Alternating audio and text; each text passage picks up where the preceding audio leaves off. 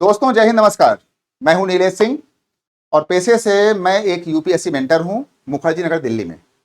ये पीछे की तस्वीर आप देख रहे होंगे और ये वो बच्चे हैं जो बेहद ही मेहनती हैं, ईमानदार हैं, पढ़े लिखे हैं और अपनी दो मांगों को लेकर वन शिफ्ट का एग्जाम हो और नॉर्मलाइजेशन बिल्कुल ना हो, इसको लेकर प्रयागराज के यूपीपीएससी मुख्यालय के बाहर ये खुली सड़कों पर सर्दी की रात में नंगी सड़कों पर ये सोने को मजबूर हैं, भूखे और प्यासे हैं। इसी के साथ पहले ये थोड़ा सा वीडियो आप देखिए, माहौल को समझिए और फिर हमारे साथ एक आज हमारे मित्र भी हैं, वो भी मेंटर हैं, उनको मैं आपके सामने लाऊंगा और कुछ बातें मैं उनसे भी जानने की कोशिश करूंगा। पहले वीडियो देखिए आप।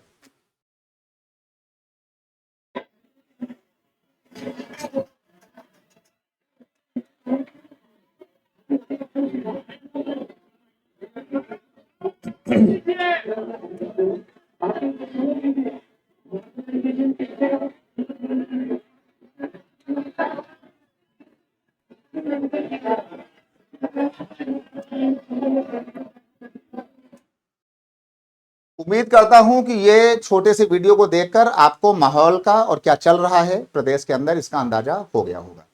अब मैं सीधे बुलाना चाहूंगा हमारे साथी जीएस के मेंटर हैं गौरव सिंह सर। वो भी मेंटर हैं, युवा हैं, गांव से हैं और बच्चों की भावनाओं को, बच्चे क्या चाह रहे हैं, बच्चों की मांग जायज है या जायज नहीं है, उसको समझते हैं। तो मैं वेलकम करता हूं गौरव सर का। गौरव सर, आपका वेलकम। Thank you sir. सबसे पहले आप देख रहे होंगे कि जो ये यूपी पीसीएस का नोटिफिकेशन आया था जनवरी में आया। जनवरी में आने के बाद तो सब बच्चों को एग्जाम की डेट ये थी कि मार्च में होगा। मार्च में इसको कैंसिल कर दिया गया, फिर बोल दिया गया कि हाँ हम जुलाई के बीच में लेंगे। आप जैसे देख रहे हैं एक बच्चा एक एज लिमिट तक जो पिछले 5 सालों से तैयारी कर रहा है, उसके मन में सोचा कि ठीक है जुलाई में हमारा पेपर हो जाएगा। फिर उन्होंने बोला कि हम अक्टूबर में पेपर लेंगे। फिर उसके बाद सीधा बोला कि एक डेट आती है कि दिसंबर में, यानी कि अब क्या होगा, पेपर क्या होगा, दिसंबर में होगा। ठीक है, बच्चे ने सोचा कि ठीक है दिसंबर में होगा लेकिन अच्छा होगा। तो हर बच्चा, आपने देखा होगा एक गांव पृष्ठभूमि का, मैं भी एक गांव पृष्ठभूमि से रहा हूं सर।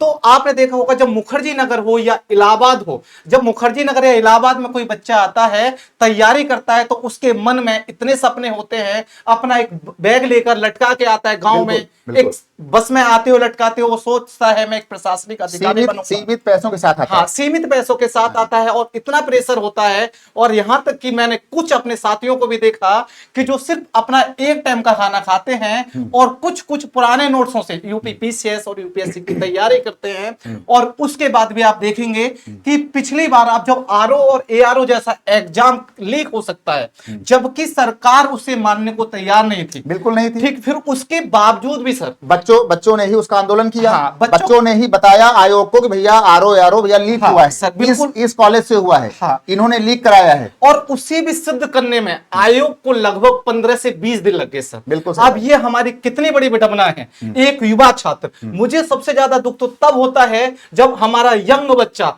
हमारे जैसा एक युवा बच्चा जो प्रशासनिक अधिकारी बनना चाहता है और वो इन लाठियों को खा रहा है। उन्हीं बच्चों में से कोई एसडीएम बनेगा, कोई डीएसपी बनेगा, कोई कुछ बनेगा, कोई नायब तहसीलदार बनेगा, कोई तहसीलदार बनेगा सर। और उसके बाद भी आज इलाहाबाद के बच्चे, अलग अलग देश के, हमारे अलग अलग मेरठ के, बुलंदशहर के, अलग अलग क्षेत्र के बच्चे इस आंदोलन में भाग ले रहे हैं और उन पर इस तरह का व्यवहार किया जा रहा है। अब जब आप, मैं एक सीधे शब्दों में बोल सकता हूं, जब आप वन इलेक्शन करा सकते हैं, जब इतनी बड़ी जनसंख्या में आप एक साथ चुनाव करा सकते हैं सर, तो क्या इन 6 लाख बच्चों का वन शिफ्ट में आप पेपर नहीं करा सकते? बिल्कुल हो सकता है, आप भी जानते हैं। और एक चीज मैं आपसे बोलना चाहता हूं, क्या हमारे 75 जिले, जबकि एक जिला और बड़ा है, 76 जिले में से क्या सिर्फ 41 जिले ही ऐसे हैं जिसमें से सिर्फ आपका एग्जाम हो सकता है? इन 41 जिलों में बाकी के जो जिले हैं, क्या ऐसा सुधार किया जाए उत्तर प्रदेश सरकार को जिसमें से बाकी के जिले योग्य ही नहीं है सर? सबसे बड़ी बात है कि 41 जिले के बाद सरकार की निगाह में बाकी जिले फिर बेकार हैं। हाँ, तो यानी वहां के डीएम, एसएसपी, पुलिस सब पूरा बेकार है। हाँ, फिर इसका मतलब क्या है? बेकार है। आप ये चीज समझो, जब आप इतना चुनाव में आप लगा सकते हैं वन इलेक्शन, क्या आप 6 लाख बच्चों का एग्जाम नहीं करा सकते? पहली बात आप देखिए, मैं मान के चलता हूं, आपने देखा होगा, बोला कि हम ठीक है, आपने बोला कि अलग अलग शिफ्ट में करा दिया, आपने शिफ्ट में करा दिया, तो आप नॉर्मलाइजेशन किस आधार पर कराएंगे? ये कोई मैथ नहीं है, ये कोई रीजनिंग नहीं है। मैं मान सकता हूं मैथ में आप बता सकते हैं कि ये पेपर आपका हार्ड है, ये क्वेश्चन आपका इजी है, लेकिन आप कैसे बता सकते हैं कि 1857 की क्रांति या आपका बक्सर का युद्ध या प्लासी का युद्ध कौन सा पेपर इजी है, कौन सा क्वेश्चन हार्ड है? कौन सा कठिन है? क्योंकि आपके मानवीय जितने भी सब्जेक्ट है, जितने भी आपके इतिहास भूगोल, जो भूगोल है या आपके पास अर्थव्यवस्था है, उसमें आप कैसे बता सकते हैं सर कि आप ये जो एग्जाम है? भैया सबसे बड़ी बात है कि जब भी पेपर होता है तो औसतन 10 से 15 सवाल गलत होते हैं। हाँ, उनके आंसर गलत होते हैं। हाँ, ये भी बात ठीक है। अब एक चीज समझो, जब 2 शिफ्टों में करा रहे हैं, ठीक है, हमने माना कि आपने 2 शिफ्टों में कराया, पहले जीएस में आपने बोला कि हमने इस आधार पर दे दिया। अब जो सीसेट से रुक रहे हैं बच्चे, उन बच्चों का क्या होगा? अब वो बच्चों को आपने किस आधार पर वो देंगे आप नॉर्मलाइजेशन? पहली बात ये है सर। और क्या उम्मीद है आप एक तरह का, जैसे भ्रष्टाचार, पेपर लीक होने का, मैं सीधा सीधा कहूं एक नया अपडेट वर्जन है, क्योंकि आप पेपर लीक नहीं करा सकते। एक चीज आप देखिए सर, जब मेंस जेई की, Uttar Pradesh mains JEE exam के मेंस की paper sheet, 20 paper sheet exchange की जा सकती हैं, तो ये तो क्या है? एग्जाम। क्योंकि अब मैं आपको कैसे बता सकता हूं कि आप मान लो 10 क्वेश्चन आपके गलत हैं, उसके बाद 10 क्वेश्चन और गलत है दूसरे शिफ्ट में, किस आधार पर आप नॉर्मलाइजेशन देंगे? अरे अभी जो है, अभी आरओ यादव को जो पेपर हुआ था, उसको इलाहाबाद का एक जो फेमस स्कूल है बिशम जॉनसन, वहां की प्रिंसिपल ने बाकायदा उसको आउट कराया, वो जेल भेजी गई, एसटीएफ ने उनको पकड़ा, गिरफ्तार हुई और अब वो बिल्कुल खुल्लम खुल्ला घूम रही हैं। यानी कोई भी अंकुश नहीं। इसके पहले जैसा मैंने बताया कि जो परीक्षा नियंत्रक महोदया थी, आज से कुछ साल पहले वो भी पकड़ी गई थी, उनको जेल हुआ था। और बच्चे नीचे कमेंट करेंगे कि वो परीक्षा नियंत्रक का नाम क्या था, है ना, महिला थी वो, और उसके बाद उनका क्या हुआ, सब बिल्कुल डब्बा गोल कर दिया गया। तो बच्चे आखिर क्या करें? सर आपको भी पता होगा, एक बच्चा गांव से आता है, उसके पास जो यूपी पीसीएस की तैयारी कर रहा है ना, प्रेशर इतना होता है ना, घर का प्रेशर होने के साथ, किसी की बहन कुंवारी है, किसी के बाप बुजुर्ग हो चुका है, किसी को आपको यह है कि किसी के बाप की दवाई लेके आनी है, 5 साल में उसका वो डिप्रेशन का इतना अच्छा शिकार हो जाता है सर, आप सोच भी नहीं सकते।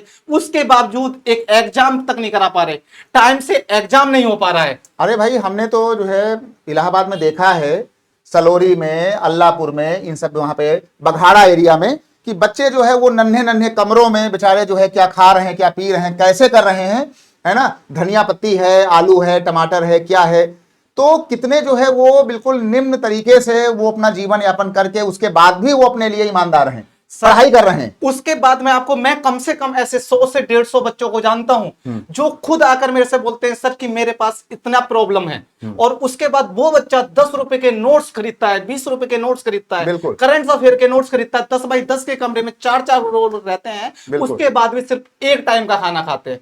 एक टाइम का खाना खाने के बावजूद भी वो अपने सपने को सजोए रहता है। तो इस आधार पर आप सोचो, जो बच्चा इस तरह से होगा तो उसका क्या हाल होगा, उसकी मानसिक स्थिति क्या हो सकती है। एक बार मैं ये वीडियो आपके लिए प्ले करता हूं, और इसके नीचे आपको जो है कमेंट करना है कि आप का जो डिस्कशन है, आपकी इसमें राय क्या है। एक वीडियो देखिए और फिर हम आपसे विदा लेंगे।